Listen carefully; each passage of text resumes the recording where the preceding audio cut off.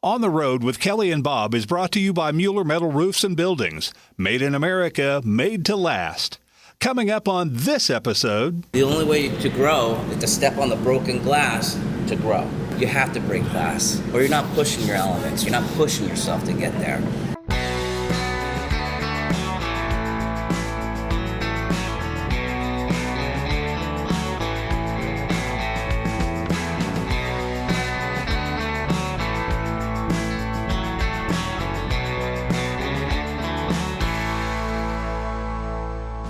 Hi, we're Kelly. And Bob Phillips, and we're on the perpetual road trip of America's back roads. Where the people are real. The stories are rich. And the journey is always the destination. Hey there, thanks for joining us for this edition of On the Road with Kelly and Bob. I'm Bob Phillips. And I'm Kelly Phillips. If you followed our journeys for any time at all, you probably know we love art. Now, we are not connoisseurs or experts. In fact, a lot of the art we're attracted to is non-traditional. And to be clear, it is often a person's passion for their art that pulls us in more than that art itself, though the two can go hand in hand. Like the artist we found the other day when we visited Asbury Park. The longer I live, the more people I meet, the more I realize how different we all are. And it's true what they say about that right brain, left brain thing. Artists and scientists really do see the world differently from, different perspectives. But what happens when the art itself is based in science? How does that work? Well, maybe that takes a special kind of person indeed. I was born in Fremont, California, but I was only there for like 2 weeks, and then we flew to New Jersey. We stayed at Grandma's house in Ocean Grove. Then my father got transferred to upstate New York in the Finger Lakes region in a town called Seneca Falls, New York. That's the birthplace of women's rights. Susan B. Anthony, Elizabeth Cady Stanton. So that's where I grew up. So it's like a farm town, really rural, out in the country kind of a place. That was a great childhood. Paul Elyses is one of the founders of Hot Sand in Asbury Park, New Jersey, a specialized glassblowing studio. For Paul, there was never any question that art was what he would do with the rest of his life. Did you always know that you wanted to be in glass? Not so much glass, but art, absolutely. I got really good grades in that class.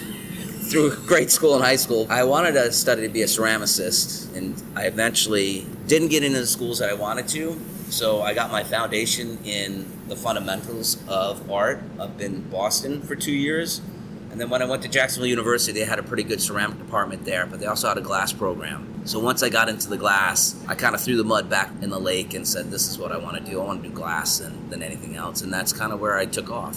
What was it about glass? The malleability of it, the things that you can make with it, the beauty of it. We're only limited to our imagination and the size of our equipment to make glass. It's used everywhere and everything. It's just a great material, great medium.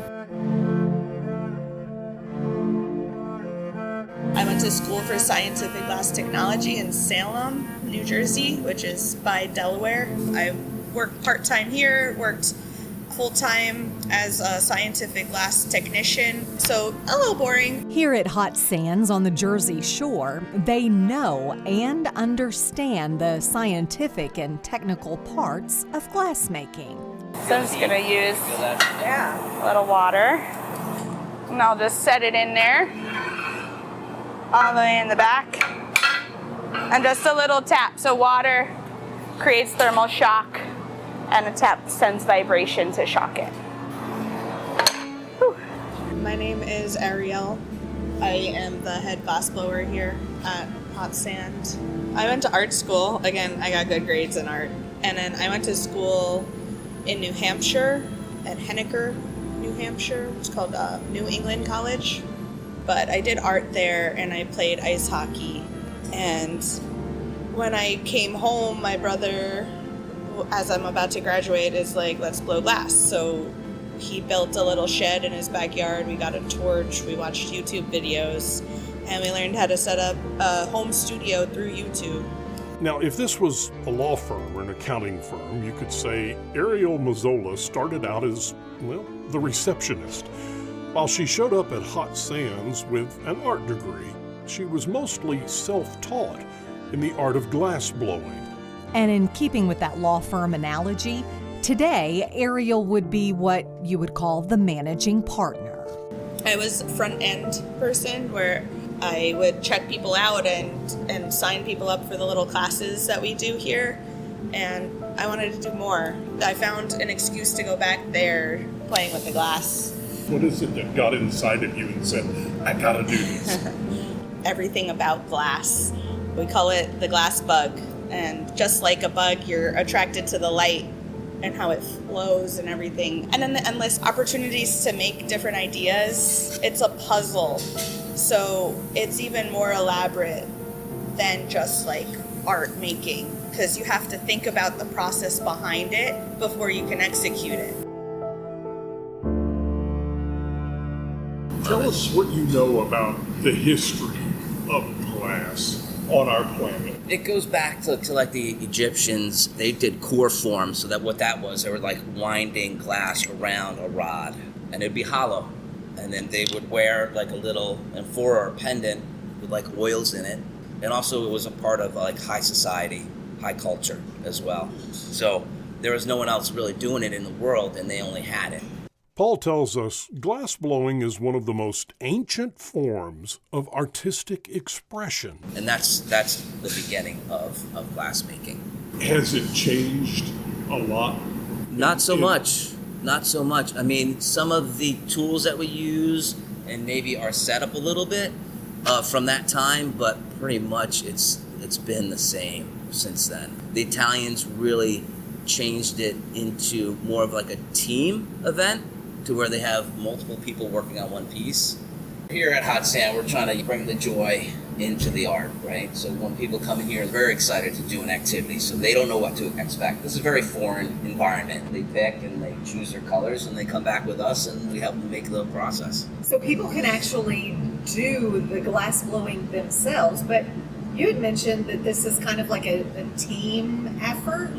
Yes, we designed it so it would be very easy for the common person to be able to come in and do an activity with us. They're not coming here to learn glass and become a glass blower. They just want to try it and see what it's all about, to see the heat and the light and the movement, the viscosity of the glass. They want to be part of that.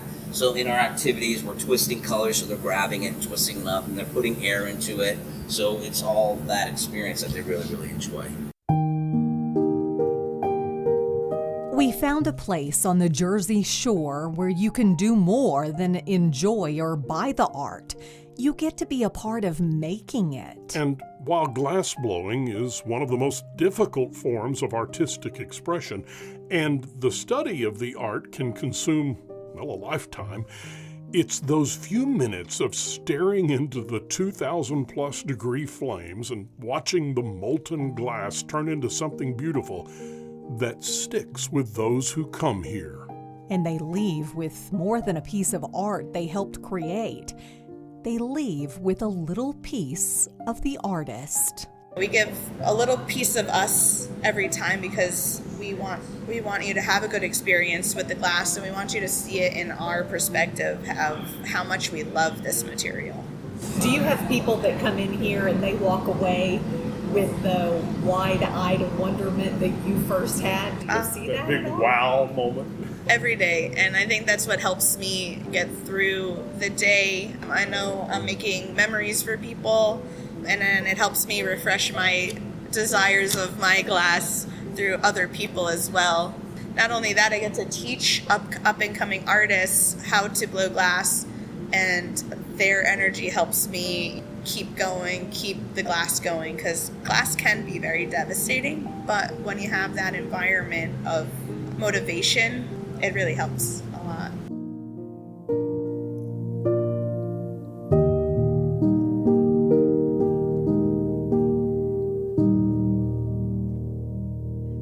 As is our practice, we spent some time chatting with Paul and Ariel at Hot Sand, and the more we heard, the more fascinating this art form became to us. And while the results of their work can often be described as nothing short of stunning, it's the passion behind it that really got to us.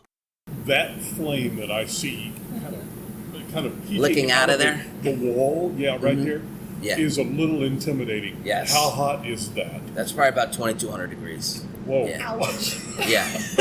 And then our furnace, we keep our furnace at around 2,100 degrees, 24/7, for about 11 and a half months straight. Because for 2 weeks, we'll turn it off, change the pot that's in there called the crucible. We'll do all repair on all of our equipment. Glass is very corrosive, so it's always eating what it's in. So wood block, paper, or the crucible itself, it's actually breaking it down and dissolving it. So the fuel for this is Natural gas, and then I ram it with about 1,000,000 CFMs of air through a special burner head. Yeah. So that keeps my temperature really hot. But I'm a carpenter. In order, Wait. You're a carpenter. Yeah, I own a general contracting firm, Prime Building and Renovations as well. And a glass blower. And a glassblowing facility, yeah. Coming out of school, I wanted to have my own studio, so how do you do that? Well, I can't buy the equipment off the shelf because it's very, very expensive. And also, if something breaks down, who do you call in the phone book to fix it? So I decided, let me build all my equipment. So that's what I did. So I would save money from working construction and buy the material and then put it together. So I started with my annealer, my oven first, so I can slump and fuse. And then I built a small little reheating chamber so I can blow glass. So I would pick up bottles to get my hand skills back up again, and then built my furnace where it holds the liquid glass. And then once that was all together, saved money for a month of energy. I would light it for a month. So I worked 9 to 5 construction, and then 5 to midnight I blow glass. And Asbury was starting its third time trying to rebuild the town again. They were renting, there's 4 pavilions on the boardwalk. So they had 1 pavilion and they wanted to put a couple local businesses in there. So we went in and we pitched our story. This was our whole business plan, was the quick cast, which is just an impression in the sand that we cast. That's like a baby foot. I mean, I have my son when he's like a week old, and it fits in the palm of my hand. I put it out on my countertop, so Just it's always to a great remind you. memory. And also, it's not just for you, but they have grandparents and relatives too that might want one as well. So we can do duplicates and all that too. Oh my gosh, a dog print. Dog paws as well. So this is what you started. So that's what we started. That was like the whole business plan of this whole business. Besides the art that we made, and looking at the ocean blowing glass was one of my biggest dreams. I worked at that beach for 20 years, so it was like a full You were a circle lifeguard. moment. Yeah, so it was like a full circle moment for me. We summered down here in Ocean Grove every summer. And then I became a lifeguard in Asbury Park for 20 years. Went to school in Jacksonville University and got my degree in glass and sculpture. And then traveled the United States working for different glass blowers throughout the country. And then got picked up by Erwin Eisch, who is an artist in Germany, and brought me back to his factory, and I did research and development there for a year. I have a small wedge of knowledge of the glass techniques that I do here. I mean, it is so vast. The amount of techniques and color combinations and design that you could do, it's limitless, really. I've been blowing glass every day for like 11 years, and I still haven't breached the surface of anything. It takes a lifetime to learn this craft, and it takes years to even understand it. And sometimes some people will never understand it, even though they've been blowing glass for years. How much patience do you have to have? To stick with it, like an enormous amount of dedication and heart has to be there too. If you don't have that, you can't continue. Not everyone will continue this craft. It definitely takes a certain type of person to keep going. Are there disappointments and failures, and you just dump them over here and start over? Every single day. Every day. Yeah, so I tell my glass blowers, It's heartbreaking. the only way to grow is by stepping on the wreckage that you made already. So you have to step on the broken glass to get to grow. You have to break glass, or you're not pushing your elements, right? You're not pushing yourself to get there.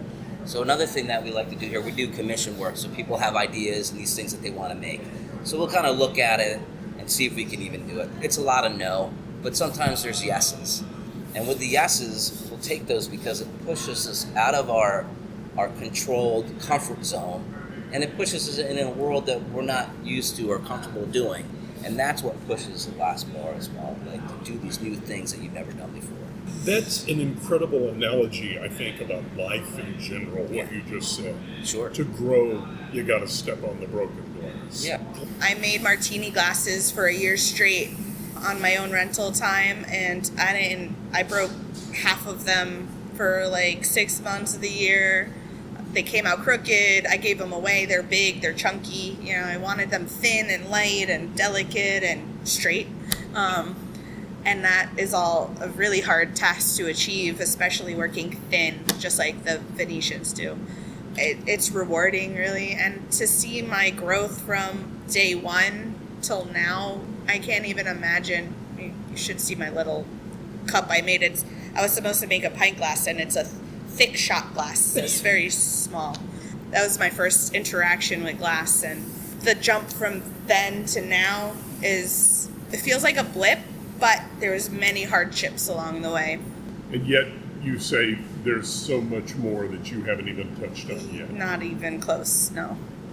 Working thin is one aspect. There's so many color patterns. There's marini, there's reticello, there's different types of shapes, bowls, low bowls, like Pickups, roll-ups. Yeah, switch axis transfers, and yeah, it's crazy. Tell us about your customers here. Who are they? A lot of family, people who want to explore, maybe a little date night, or a wife and husband coming in to get away from the kids for a little bit. But we give them a good time. We chat, we talk about glass, we get out of the real world and come into the world of art glass. You choose your shape, you choose your color, and then we'll bring you back here with the glass artist. We give you a little show, and then we twist the color with you. We'll talk about the material, tell you a little more information. What is art to you? Joy. Really, it's expression of what you have inside and what you want to share, right? So you're very exposed as an artist because this is a personal journey that you're on, and you're letting the public in. So you gotta have thick skin, and the critics out there are there for a reason. You take a couple of the words that make sense to you, and you kind of get rid of the rest. Don't let it beat you down. You can't, because this is me. This is what I like to do, and I'm sharing it with you. So hopefully you get the same joy as we do making it. You're laying yourself open right there in front of everybody Yeah. and saying, this is me. Yeah. This is my expression of the world. Yep. I don't settle for less. I cannot go to a 9-to-5 job and do anything else. I can't see myself doing anything else. Glass has a hold on me, and I'm not gonna let go. So. And I have to say, we are truly mesmerized by the ancient art of glass blowing. But if you want to simply capture a fleeting moment in time, you need to see and get the hot sand first step kit for your newborn, or in our case, for our granddaughter. I mean, it is a beautiful way to preserve those tiny toes or tiny fingers forever in glass. And if you've got a pet, check out the Hot Paws kit, perfect for pets or for anyone looking to make a lasting impression. Literally, it's more than just art. It's a way to hold on to what truly matters most. Thanks again for joining us on this episode of On the Road with Kelly and Bob. Don't forget, you can catch us wherever you get your podcast, or just download that free Odyssey app and listen anytime, anywhere. New episodes drop every week, so be sure to subscribe, share with your friends, and let's keep the adventure going.